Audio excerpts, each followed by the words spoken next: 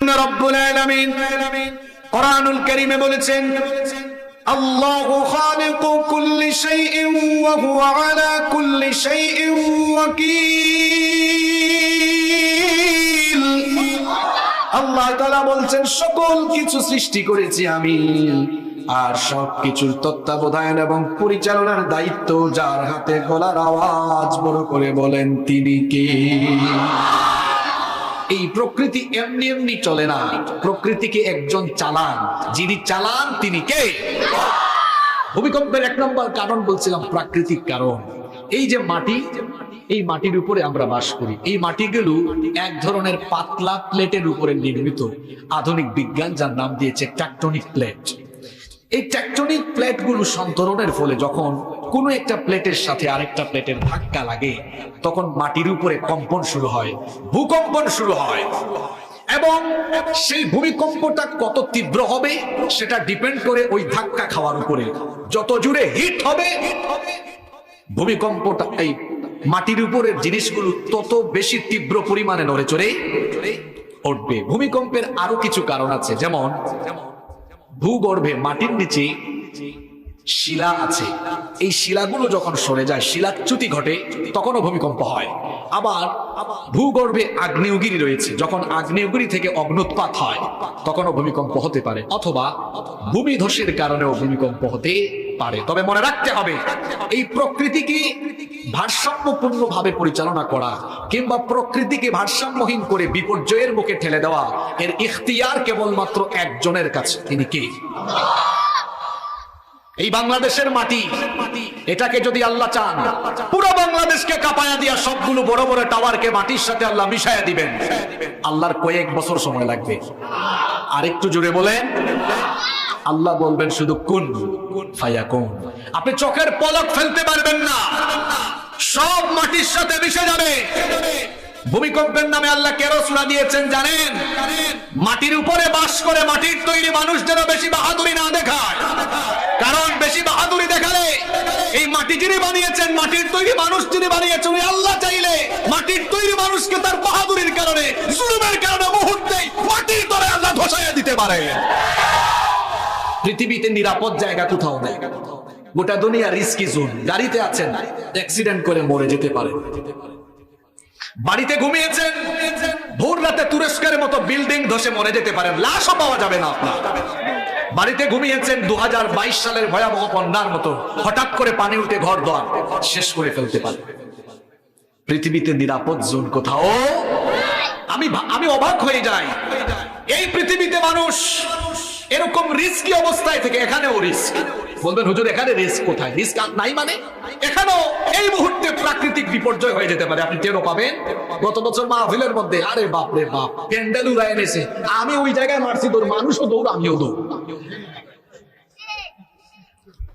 তাহলে বোঝা গেল আমাদের হাতে কোনো ক্ষমতা নাই। ক্ষমতা কার হাতে? ভূমিকম্পের এক নম্বর কারণ হলো প্রাকৃতিক কারণ। দুই নম্বর কারণ হলো কৃত্রিম কারণ। বাবারা কথা বললো না, অসুবিধা নাই, ধমকায়েন না, ধমকায়েন না, বাচ্চাদের কাজ কথা বলো। আমি কত আদর করে বলেছি, দেখেন বাবারা কথা বললো না, ঠিক আছে? এই যার কথা বলবে না, কি সুন্দর হাসি দিয়েছে, আলহামদুলিল্লাহ।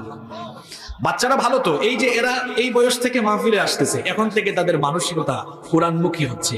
এরা যখন বড় হবে, আবু সাইদ ভাই এখন 10-12 জনকে নিয়ে কষ্ট করে, যখন আপনারা বুড়া হবেন দেখবেন এরাই পাগল হয়ে মাহফিলের আয়োজন করবে, ঠিক কিনা? এদেরকে ধমকাইলে এরা এখানে আসবে না, যাত্রা গানে যাবে। আদর করে মাথায় হাত বুলাইয়ে দিলে বসে থাকবে, দেখছেন চুপ হয়ে গেছে। সম্মানিত ভাইয়েরা, দুই নম্বর কারণ হলো কৃত্রিম কারণ। কৃত্রিম কারণ কি? ভূমিকম্প, বন্যা, ঘূর্ণিঝড়, অতিবৃষ্টি, অনাবৃষ্টি, মহামারী কিংবা যে কোনো ধরনের বালা মুসিবত আল্লাহ এমনি এমনি দেন না।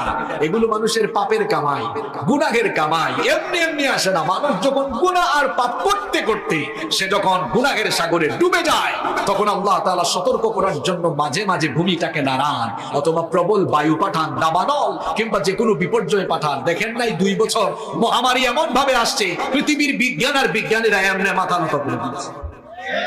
কার সামনে? জোরে বলেন, কার সামনে? বিজ্ঞান করে বেশি অসহায় হয়ে বেশি বাহাদুরি দেখানো যাবে না। এই কারণে দেখানো যাবে না, আপনার বিজ্ঞান গিয়ে যেখানে শেষ, আল্লাহর একটা সামান্য সৃষ্টির কারিগরি ওখানে বিজয়ী। আপনি অবাক হয়ে যাবেন, একটু কুয়াশা হলে এয়ারপোর্ট থেকে বিমান উড্ডয়ন করতে চায় না। কিন্তু দেখেন না রাশিয়ার সাইবেরিয়া থেকে পাখিগুলো ম্যাপ ছাড়া বাংলাদেশে আসে। যারা বিমান চালায়, আপনারা যারা সফর করেন, বিমান চালায় ম্যাপ দেখে দেখে চালায়, ম্যাপ দেখে দেখে চালায়। এয়ারপোর্টে এয়ার ট্রাফিক আছে, এদের সাথে নিয়মিত যোগাযোগ করে করে রানওয়েতে বিমান টেক অফ করে, রানওয়েতে বিমান ল্যান্ড করে। কোনো কারণে যদি সেই যান্ত্রিক ত্রুটি দেখা দেয়, প্রযুক্তিগত সমস্যা দেখা দেয়, অ্যাক্সিডেন্ট হতে পারে, একটু কুয়াশা হলে বিমান উঠতে পারে না। কিন্তু দেখেন ম্যাপ নাই, প্রযুক্তি নাই, ম্যাপ ছাড়া প্রযুক্তি ছাড়া পাখিগুলো এক দেশ থেকে আরেক দেশে চলে যায় প্রযুক্তি টাকা। এমনি এমনি আমাদের উপরে গজব আসে না, আমাদের উপরে গজব আসে আমাদের পাপের কারণে।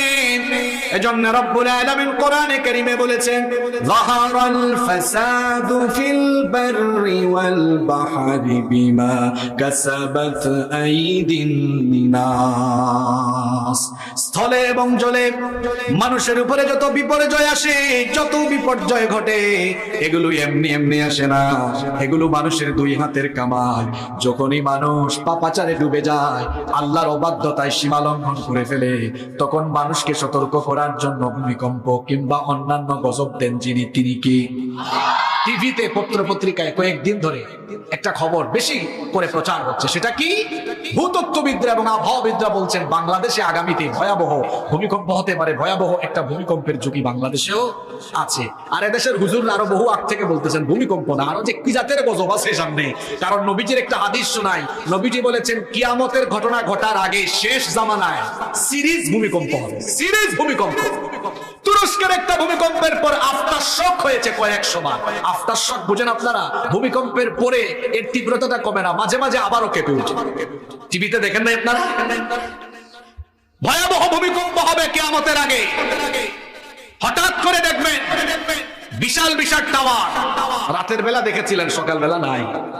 বিশাল বিশাল শহর শেষ, লন্ড ভন্ড চূর্ণ বিচূর্ণ মেসাকার হয়ে যাবে।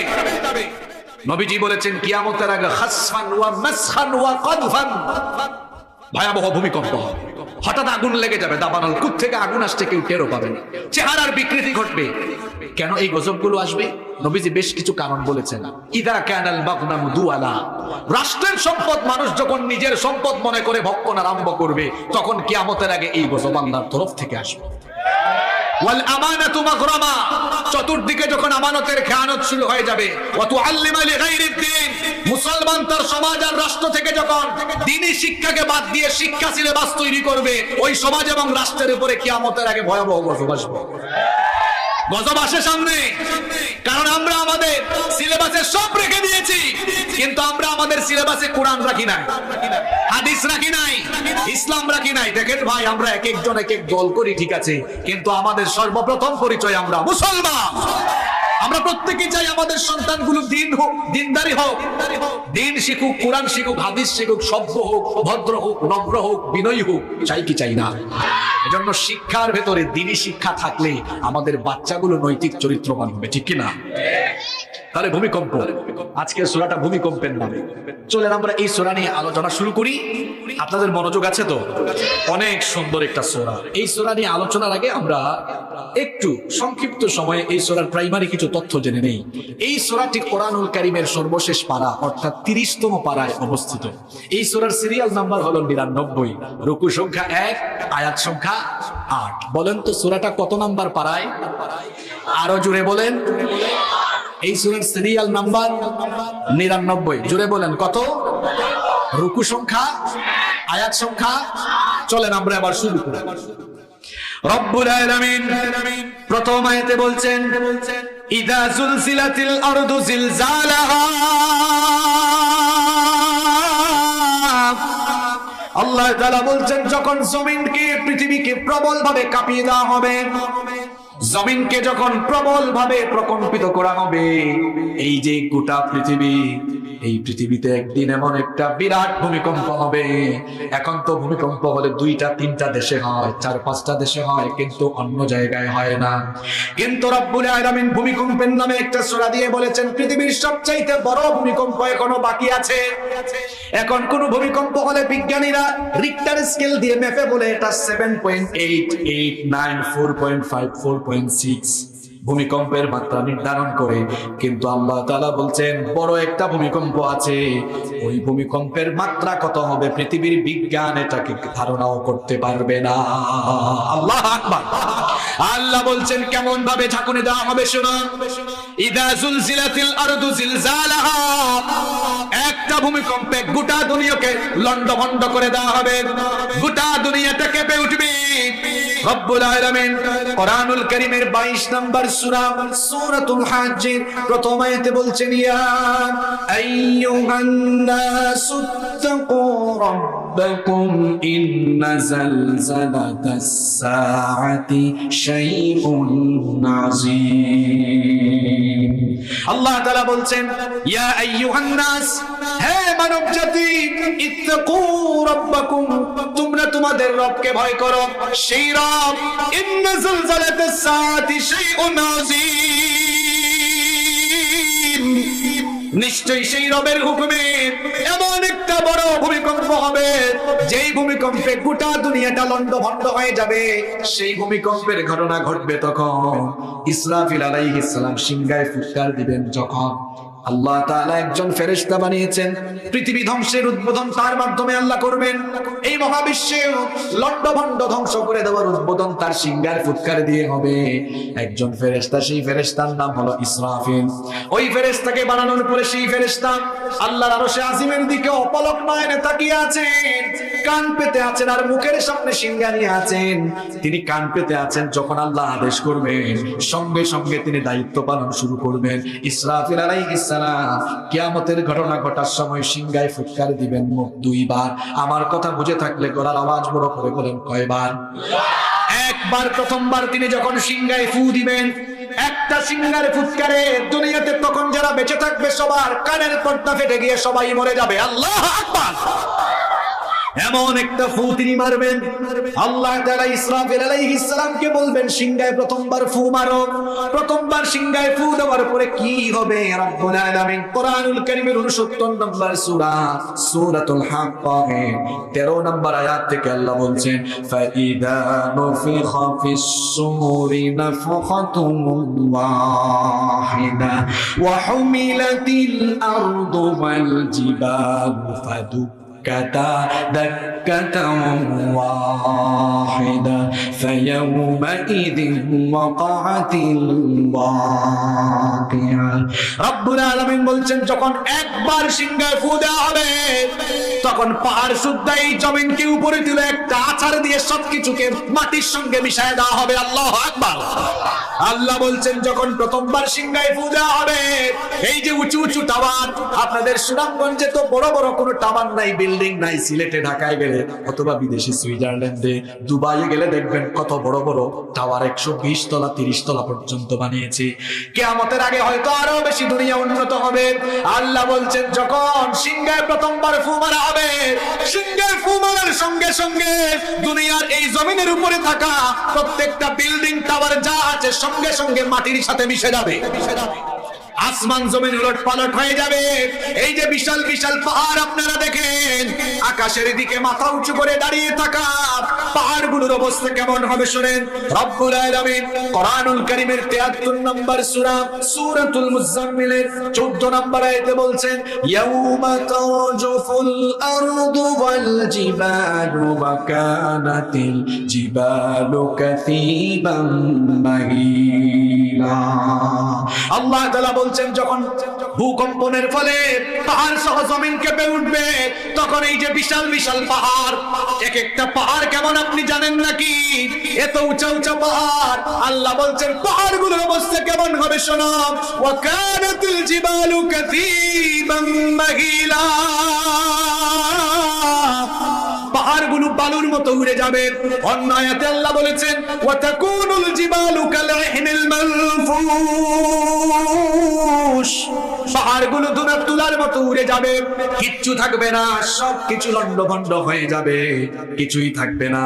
যখন কিচ্ছু থাকবে না, আল্লাহ তাআলা তখন বলবেন, ইয়া দুনিয়া, হে দুনিয়া, আইনা আনহারুকি, তোর বুকের উপরে প্রবাহমান থাকা নদ নদীগুলো কোথায়? আইনা আশজারুকি, তোর বুকের উপরে থাকা গাছপালা তরুলতা গুলো কোথায়? আল্লাহ বলবেন, হে দুনিয়া, তোর বুকের উপরে গর্ব ভরে চলাফেরা করা মানুষগুলো আজকে কোথায়? হে দুনিয়া, তোর বুকের উপরে ক্ষমতা দেখিয়ে বাহাদুরি দেখিয়ে চলাফেরা করা মানুষগুলো আজকে কোথায়? আল্লাহ প্রশ্ন করবেন, কিন্তু জবাব দেওয়ার কেউ তখন থাকবে? আল্লাহ তখন প্রশ্ন করবেন, লিমানিল মুলকুল ইয়াউম, আজ ক্ষমতা কার? জবাব দেওয়ার তো কেউ থাকবে না। আল্লাহ প্রশ্ন করে আল্লাহ নিজেই জবাব দিবেন, লিল্লাহিল ওয়াহিদিল কাহ্হার। আজকে ক্ষমতা কেবল একজনের চলবে, তিনি কে? আরো জোরে বলেন, তিনি কে? আল্লাহ বলছেন, ইদা জুলজিলাতিল আরদু জিলজালাহা, যখন পৃথিবীকে ভয়াবহ করে কাঁপিয়ে দেওয়া হবে, কিচ্ছু থাকবে না, সবকিছু ফান হয়ে যাবে। এজন্য আল্লাহ বলেছেন, কুল্লু মান আলাইহা ফান, সবকিছু ফান হয়ে যাবে, ক্ষয় হয়ে যাবে, লয় হয়ে যাবে, ধ্বংস হয়ে যাবে। ওয়ায়াবকা ওয়াজহু রাব্বিকা যুল জালালি ওয়াল ইকরাম, কেবলমাত্র একজনের মহামহিয়ান সত্তা অবশিষ্ট থাকবে, তিনি কে? তাহলে সূরা জিলজালের প্রথম আয়াতে আল্লাহ বলছেন, এমন একটা ভূকম্পন হবে, একটা ভূকম্পনের মাধ্যমে গোটা পৃথিবীকে কাঁপিয়ে দিয়ে এই জমিনের উপরে থাকা সবকিছুকে চূর্ণ বিচূর্ণ মেসাকার যিনি বানিয়ে দিবেন, তিনি কে? এরপরে আল্লাহ বলছেন 2 নম্বর আয়াতে, ওয়া আখরাজাতিল আরদু আসকালাহা, পৃথিবীকে ভয়াবহভাবে ঝাঁকুড়ে দেওয়ার পরে জমিন তার ভেতরে থাকা ভারী সব বোঝাগুলোকে বের করে দিবে।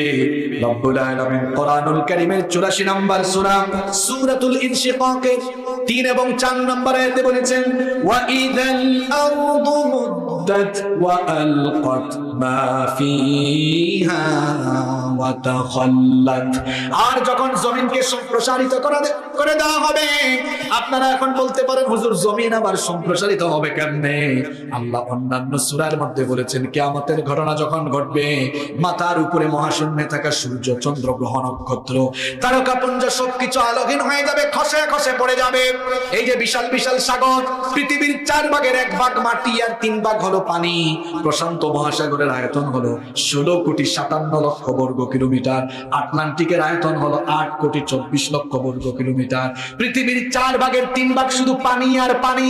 আল্লাহ বলছেন, ইসরাফিলের সিংহার ফুৎকারের পরে সব পানি শুকিয়ে যাবে, সাগরের মধ্যে আগুন লেগে যাবে, জমিনটা তখন সম্প্রসারিত হয়ে যাবে। কেন সম্প্রসারিত হবে? কারণ কিয়ামতের ঘটনা ঘটার পরে পৃথিবীর প্রথম মানুষ থেকে শেষ মানুষ পর্যন্ত সবাইকে আল্লাহ হাসরের মাঠে একত্রিত করবেন। এই জন্য বেশি জায়গা দরকার না, কম জায়গা দরকার। এজন্য আল্লাহ বলছেন, ওয়া ইদাল আরদু মুদ্দাত, আর জমিন যখন সম্প্রসারিত করে দেওয়া হবে, কিয়ামতের সেই ঘটনা ঘটার পরে, ওয়া আলকাত মা ফিহা ওয়া তাখাল্লাত, জমিনের ভেতরে থাকা সবকিছু জমিন তখন বের করে দিবে, জমিনের ভেতরে কিচ্ছু থাকবে না। এই ঘটনা ঘটবে তখন ইসরাফিল আলাইহিস সালাম সিংহায় ফুৎকার দিবেন দ্বিতীয়বার। যখন কিছুক্ষণ আগে বলেছিলাম, কিয়ামতের ঘটনার সময় ইসরাফিল আলাইহিস সালাম সিংহায় ফুৎকার দিবেন কয়বার? আস্তে বলবেন না, জোরে বলেন, কয়বার? প্রথম সিংহায় ফুৎকারের পরে দ্বিতীয়বার সিংহায় ফুয়ের মধ্যে ব্যবধান কত দিনের থাকবে? হাদিসে শুধু 40 বলা হয়েছে। সেটা 40 ঘন্টা, 40 দিন, 40 সপ্তাহ, 40 মাস নাকি 40 বছর, একমাত্র আল্লাহই সেটা ভালো জানে। তবে প্রথম সিংহায় ফুৎকারের পরে সবকিছু লণ্ডভণ্ড হয়ে যাবে। দ্বিতীয়বার সিংহায় ফু দেওয়ার পরে কি হবে? আল্লাহ তাআলা বলছেন, তুম্মা নুফিখা ফীহি উখরা ফাইযা হুম কিয়ামুন ইয়ানযুরুন। আল্লাহ বলছেন, দ্বিতীয়বার সিংহায় ফু দেওয়ার পরে মানুষগুলো কবর থেকে উঠতে থাকবে। আল্লাহু আকবার। আল্লাহ সূরা জিলজালের দ্বিতীয় আয়াতে বলছেন, ইদা জুলজিলাতিল আরদু জিলজালাহা, যখন জমিনকে প্রবলভাবে প্রকম্পিত করা হবে, ওয়া আখরাজাতিল আরদু আসকালাহা, আর তখন জমিন তার ভেতরে থাকা সবকিছুকে বমি করে বের করে দিবে। প্রায় 16 থেকে 17টা তাফসিরে এই আয়াতের ব্যাখ্যা দেখেছি। তাফসিরে তাবারি, তাফসিরে বাইদাউই, তাফসিরে কুরতুবী, ইবনে কাসির সহ যে সকল তাফসিরে এই আয়াতের ব্যাখ্যা লেখা হয়েছে সবগুলো মিলিয়ে দেখেছি। জমিনের পেটের ভেতরে যা আছে জমিন সেগুলো বের করে দিবে। কি বের করে দিবে? মুফাসসিরগণ এই আয়াতের ব্যাখ্যায় অর্থ দিয়েছেন মোট 3টা। জুড়ে বলেন কয়টা? 1 নম্বরে তারা অর্থ দিয়েছেন, এই যে মাটির নিচে, কবরের নিচে মানুষগুলো ঘুমায় আছে, ইসরাফিল দ্বিতীয় দ্বিতীয়বার সিংহায় ফু দেওয়ার পরে কবর থেকে মানুষগুলো উঠে উঠে রবের দিকে যেতে থাকবে। এজন্য আল্লাহ বলেছেন আফালা ইয়ালামু ইযা বু'থিরা মা ফিল কুবুর, মানুষ কি ওই সময়টার কথা জানে না যখন মানুষকে কবর থেকে উঠানো হবে? আর মুফাসসিরদের দুই নাম্বার উত্তর দিয়েছে, এই যে জমিনের উপরে আমরা যত কথা বলি, যত কাজ করি, জমিনের পেটের ভেতরে আমাদের সব কথাবার্তা কাজকর্ম রেকর্ড হয়ে আছে। সেই রেকর্ডিং এর স্তূপগুলো যেগুলো জমে আছে, ইসরাফিলের সিংহায় ফুৎকারের পরে জমিন সেগুলো বমি করে বের করে দিবে। আল্লাহু আকবার। তিন নাম্বার অর্থ মুফাসসিরগণ দিয়েছেন, এই তিন নাম্বার অর্থটা আমার কাছে সবচেয়ে বেশি অ্যাপ্রোপ্রিয়েট মনে হয়েছে। মুফাসসিরগণ বলেছেন, দ্বিতীয়বার সিংহায় ফু দেওয়ার পরে জমিনের ভেতরে অনেক খনিজ সম্পদ আছে না নাই? পাথর আছে, স্বর্ণ আছে। আল্লাহ বলছেন যখন দ্বিতীয়বার সিংহায় ফু দেওয়া হবে, এই দুনিয়ার স্বার্থপর ক্ষমতালোভী টাকালোভী মানুষগুলো যখন দুনিয়াতে ছিল, সম্পদের জন্য মানুষ খুন করত, সম্পদের জন্য মামলা খাইতো, মামলা দিত, সম্পদের জন্য হানাহানি মারামারি কাটাকাটি করত।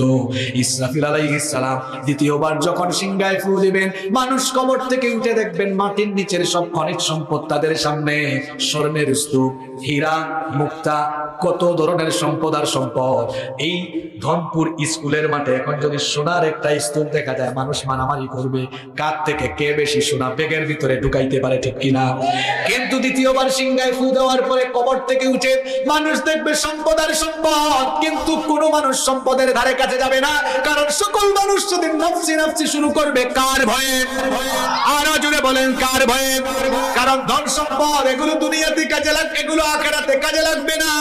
এজন্য আল্লাহ বলেছেন ইয়াউমা লা ইয়ানফাউ মালুন, ধন সম্পদ আর সন্তান সন্ততি কিচ্ছু কাজে লাগবে না যখন দ্বিতীয়বার সিংহায় ফু দেওয়া হবে। আল্লাহ বলছেন ওয়া আখরাজাতিল আরদু আসকালাহা, জমিন তার পেটের ভেতরে থাকা সবকিছুকে বের করে দিবে, বমি করে দিবে। এরপরে ঘটনা কি হবে? আল্লাহ বলছেন ওয়া ক্বালাল ইনসানু মা লাহা, আল্লাহ বলছেন এরপরে মানুষ কবর থেকে উঠে যখন এই চিত্র দেখবে, মানুষ বলবে হঠাৎ করে দুনিয়ার কি হলো? মানুষ অবাক হয়ে যাবে। আমরা যখন দুনিয়াতে ছিলাম এত বড় বড় বিল্ডিং ছিল, নদী নদী, খাল বিল, পাহাড় পর্বত, সাগর মহাসাগর, কিচ্ছু তো নাই। এই দুনিয়ার অবস্থা এমন হয়ে গেল কেন? আল্লাহ বলছেন ইদা জুলজিলাতিল আরদু জিলজালাহা ওয়া আখরাজাতিল আরদু আথকালাহা ওয়া ক্বালাল ইনসানু মা লাহা, যখন জমিনকে প্রবল ভাবে প্রকম্পিত করা হবে, জমিন তার পেটের ভেতরে থাকা সবকিছুকে বের করে দিবে, মানুষ এই ভয়াবহ অবস্থা দেখে বলবে ওয়া ক্বালাল ইনসানু মা লাহা, এই দুনিয়ার হঠাৎ করে কি হলো? অন্য আয়াতে আল্লাহ বলেছেন সূরা ইয়াসিন 51 নম্বর আয়াত 52 নম্বর আয়াতে আল্লাহ বলেছেন মানুষ তখন কবর থেকে উঠে বলবে ক্বালু ইয়া ওয়াইলানা মান বা'আতানা মিন মারকাদিনা,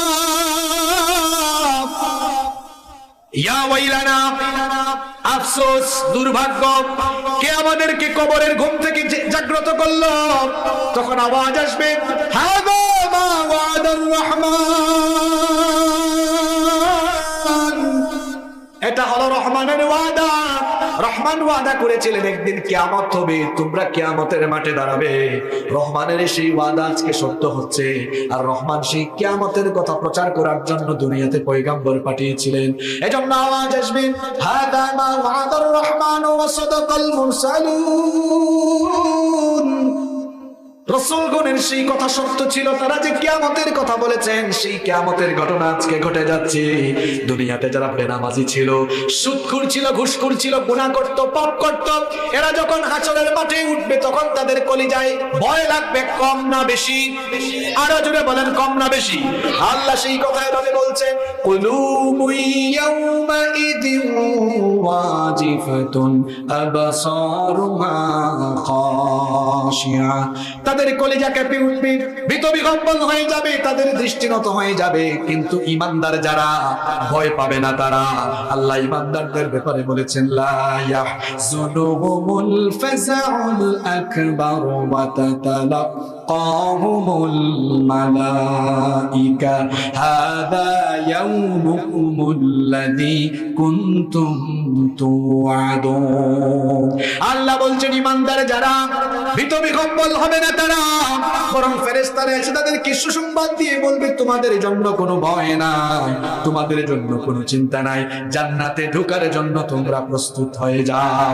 আল্লাহ তাদের কাতারে আমাদেরকে আপনি শামিল করে দিন। আরো আসতে বলেন আমিন। আল্লাহ বলছেন ওয়াকালাল ইনসানু মা লাহা, মানুষ এই অবস্থা দেখে বলবে এই জমিনের কি হলো। এরপরের আয়াত থেকে আল্লাহ বলছেন ইয়াউমা ইদিন তুহাদ্দিসু আখবারাহা, আর সেদিন জমিন তার সব খবর বলে দিবে কার কাছে। আপনাদের মনোযোগ আছে? এতক্ষণে লাইনে আসছি, এবার মনোযোগ দিয়ে কথা বলছি। আজকের সূরার ভেতরে হেদায়েত আছে বলেছি না? এই আয়াত থেকে হেদায়েতের কথা শুনেছি। এতক্ষণ তো বলেছি কিয়ামতের ঘটনা কেমনে ঘটবে। এবার শুনে আল্লাহ বলছেন ইয়াউমা ইদিন তুহাদ্দিসু আখবারাহা, সেদিন জমিন তার খবর বলে দিবে। প্রশ্ন হতে পারে হুজুর জমিনের আবার কি কোনো খবর আছে নাকি? শুনেন নবীজির কাছ থেকে ব্যাখ্যাটা শুনেন। তিরমিজি শরীফে এই হাদিসটি বর্ণিত হয়েছে। নবী করিম সাল্লাল্লাহু আলাইহি ওয়াসাল্লাম সাহাবীদের সামনে এই আয়াত তেলাওয়াত করলেন। এই আয়াত তেলাওয়াত করে নবীজি সাহাবীদেরকে বললেন, ও আমার সাহাবীরা বলো তো দেখি আতাদরুনা মা আখবারুহা, জমিনের খবর কি? সাহাবীরা তখন জবাব দিলেন আল্লাহু ওয়া রাসূলুহু আ'লাম, এ ব্যাপারে আল্লাহ এবং তার রাসূল সবচেয়ে ভালো জানেন। নবীজি তখন বললেন ফা ইন্না আখবারাহা আন তাশহাদা আলা আবদিন ওয়া আমাতিন আলা যহরিহা তাকুনু কাযা ওয়া কাযা। আল্লাহর নবী বললেন জমিনের খবর হলো এই দুনিয়ার মাটির উপরে মানুষ যত ভালো কাজ করেছে খারাপ কাজ করেছে, জমিন সেদিন সবকিছু ফাঁস করে দিবে কার কাছে? এই জমিনের বুকের উপরে আপনি যা করেছেন জমিন তার সাক্ষী হয়ে আছে। এখন আমাদের জবান আছে কিন্তু জমিনের কোনো জবান নাই। কিয়ামতের দিন হয়ে যাবে উল্টা, আমাদের জবান বন্ধ, জমিনের জবান খুলে দিবেন কি? আপনারা বলবেন হুজুর আমাদের জবান যে বন্ধ হয়ে যাবে এমন কথা আপনি পাইছেন কোথায়? শুনেন আল্লাহ বলছেন আল ইয়াউমা নাখতিমু আলা আফওয়াহিহিম ওয়া তুকাল্লিমুনা আইদিহিম ওয়া তাশহাদু আরজুলুহুম বিমা কানু ইয়াকসিবুন। আল্লাহ বলছেন জবানের মধ্যে তালা লাগিয়ে দেওয়া হবে, জবানটা বন্ধ করে দেওয়া হবে। এরপরে মানুষের হাত কথা বলবে, এই হাত দিয়ে আপনি কত অপকর্ম করেছেন, মুখ বন্ধ হাত সব বলে দিবে কার কাছে? এই জমিনের উপরে আপনি এই হাত দিয়ে কত অপকর্ম করেছেন, এই হাত দিয়ে কত দাড়িওয়ালা লোককে দাড়ি ধরে ধরে টেনেছেন, এই হাত দিয়ে কত মজলুম মানুষকে পিটিয়েছেন, এই হাত দিয়ে কত নিরপরাধ আলেমদের হাতে হাত করা আর পায়ে ডান্ডা বিড়ি লাগিয়েছেন, হাত সেদিন বলে দিবে কার কাছে? এই হাত দিয়ে কলম ধরে সাংবাদিকতার নামে সাংঘাতিকতা করে ইসলামের বিরুদ্ধে যত রিপোর্ট করেছেন হাতের প্রত্যেকটা আঙ্গুলের মাথা সাক্ষ্য দিয়ে দিবে কার কাছে? আল্লাহ বলছেন তোর জবানে আমি তালা লাগাইয়া দেব, তোর হাত আমার সঙ্গে কথা বলবে। এই হাত দিয়ে কত মানুষকে পিটিয়েছ, এই হাত দিয়ে স্বার্থের জন্য ক্ষমতার জন্য কত মানুষের গায়ে হাত তুলেছ, হাত সেদিন সাক্ষ্য দিবে কার কাছে? এরপরে আল্লাহ বলছেন আল ইয়াউমা নাখতিমু আলা আফওয়াহিহিম ওয়া তুকাল্লিমুনা আইদিহিম, হাত কথা বলবে, ওয়া আরজুলুহুম, এমনকি তোমাদের পা কথা বলবে। এই পা দিয়ে হেঁটে হেঁটে উত্তরে দক্ষিণে পশ্চিমে গিয়ে বুদ্ধি ক্রয় করে এনে এনে ইসলামওয়ালা কোরআনওয়ালা লোকদেরকে ধ্বংস করার জন্য পশ্চিমের দেশে গিয়ে প্রভুদের কাছে ধারণা দিয়ে এই পা দিয়ে বিচরণ করে গিয়ে গিয়ে যত বুদ্ধি এনে আবার হেঁটে হেঁটে এসে এগুলো বাস্তবায়ন করেছ, পা সব ফাঁস করে দিবে কার কাছে? আল্লাহর বিচারের সিস্টেম সম্পূর্ণ আলাদা। আমাদের আদালতগুলোতে বিচার হয় একরকম, আল্লাহর আদালতের বিচার হলো আরেক রকম। আমাদের আদালতগুলোতে দেখা যায় এজলাসের মধ্যে হেয়ারিং হয়, শুনানো হয়, এরপরে সাক্ষ্য গ্রহণ হয়, তারপরে বিচারক সবকিছু শুনে রায় দেয়। মাঝে মাঝে উপর মহলের প্রেসারে বিচারের রায় যাওয়ার কথা একদিকে চলে যায় আরেক দিকে। মানুষের মেজাজ হলো এমন, বিচারের নামে অবিচার করার মেজাজ মানুষের মধ্যে আছে, কিন্তু আল্লাহর বিচারের মধ্যে কোনো অবিচার। আল্লাহর বিচারের মধ্যে কোনো জুলুম নাই, আল্লাহর বিচারের মধ্যে কোনো বেইনসাফি নাই। আমরা তো মাঝে মাঝে বিচার করতে যে বিচারের নামে অবিচার করে প্রহসন করে আমরা দেখা যায় অপরাধীগুলোকে খালাস করে দেই, আর নিরপরাধী মানুষগুলোকে অপরাধী বানিয়ে ফেলি, আছে না নাই? কিন্তু আল্লাহর বিচারের সিস্টেম হলো সম্পূর্ণ আলাদা। কেমনে আল্লাহ বিচার করবেন দেখেন, রব্বুল আলামিন জবান বন্ধ করে দিবেন। জবান বন্ধ করে দেওয়ার পরে আপনার হাত কথা বলবে, পা কথা বলবে, শরীরের অন্যান্য অঙ্গগুলো পর্যন্ত কথা বলবে। আল্লাহ অন্য আয়াতে বলেছেন, হাত্তা ইযা মা জাউহা শাহিদা আলাইহিম সামউহুম ওয়া আবসারুহুম ওয়া জুলুদুহুম বিমা কানু ইয়ামালুন। আল্লাহ বলছেন তখন তোমাদের কান কথা বলবে। যুবক ভাইয়েরা শোনো, এই কানের মধ্যে ইয়ারফোন ঢুকায়া, হেডফোন লাগিয়ে তুমি যে সাউন্ড কমায়া দিয়া ইয়ারফোন দিয়ে হেডফোন দিয়ে কত আজে বাজে গান, কত খারাপ জিনিস শুনেছো, কেউ না জানলেও জানেন কে? এই কানের জবান আল্লাহ খুলে দিবেন, কান বলবে